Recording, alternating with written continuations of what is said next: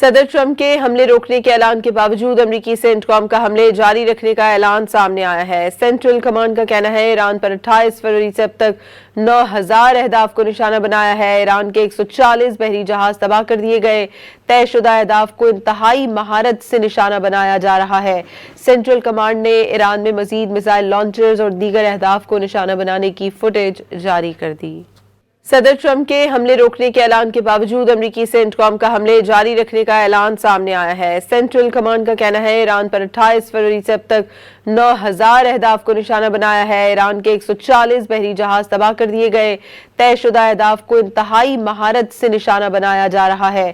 Central command ने Iran में मजीद missile launchers और दीगर अहदाफ को निशाना बनाने की फुटेज जारी कर दी। सदर ट्रंप के हमले रोकने के ऐलान के बावजूद अमेरिकी सेंटकॉम का हमले जारी रखने का ऐलान सामने आया है। सेंट्रल कमांड का कहना है ईरान पर 28 फरवरी से अब तक 9,000 अहदाफ को निशाना बनाया है। ईरान के 140 बहरी जहाज तबाह कर दिए गए।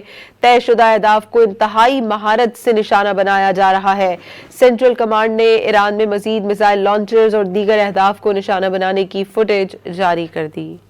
सदर ट्रंप के हमले रोकने के ऐलान के बावजूद अमेरिकी सेंटकॉम का हमले जारी रखने का ऐलान सामने आया है। सेंट्रल कमांड का कहना है ईरान पर 28 फरवरी से अब तक 9,000 अहदाफ को निशाना बनाया है। ईरान के 140 बहरी जहाज तबाह कर दिए गए।